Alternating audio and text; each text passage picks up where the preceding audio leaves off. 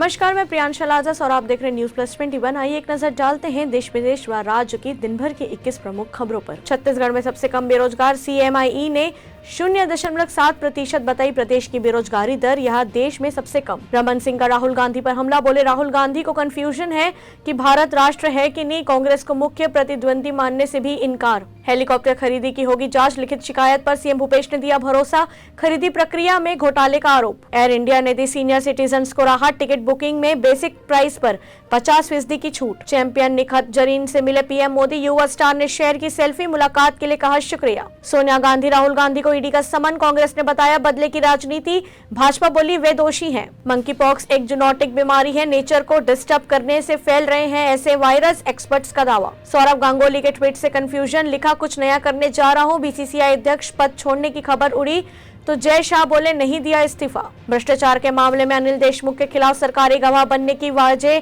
की अर्जी मंजूर, 7 जून को होगी पेशी। केके की शुरुआती पोस्टमार्टम रिपोर्ट में सामने आया मौत का सच, सिंगर ने पत्नी को बताई थी कंधे और हाथ में दर्द की बात। जम्मू में अपनी पार्टी को लगा बड़ा झटका, पार्टी के वरिष्ठ नेता विक्रम मल्होत्रा ने दिया इस्तीफा। चीन और रूस की करीबी से अमेरिकी नाराज, ड्रैगन को सजा देने के लिए उठा सकता है एक तरफा कदम। सिद्धू मूसेवाला के 3 हमलावरों की हुई पहचान, गोल्डी बराड़ के खिलाफ जारी होगा रेड कॉर्नर नोटिस। तमिलनाडु में लव प्रपोजल नहीं किया मंजूर तो युवक ने 11वीं की छात्रा को 14 बार मारा चाकू, रेल ट्रैक पर मिली आरोपी की लाश। कश्मीरी पंडितों की सुरक्षा सुनिश्चित होनी चाहिए, बोले अरविंद केजरीवाल। कंट्रोवर्सी बहस को जगह देती है, बोले सम्राट पृथ्वीराज के डायरेक्टर। अहिल्या देवी होलकर की जन्मस्थली किसी की निजी संपत्ति नहीं, बीजेपी नेता गोपीचंद पडलकर ने एनसीपी अध्यक्ष शरद पवार पर बोला हमला। बिहार में होगी जातीय गणना, सीएम नीतीश बोले पहले कैबिनेट से प्रस्ताव पास कराएंगे फिर होगी गिनती। भारत द्विपक्षीय समाधान के लिए प्रतिबद्ध, बैठक में पाकिस्तान की आपत्तियों पर कोई चर्चा नहीं। जम्मू कश्मीर में सुरक्षा बलों ने तेज की तलाशी अभियान।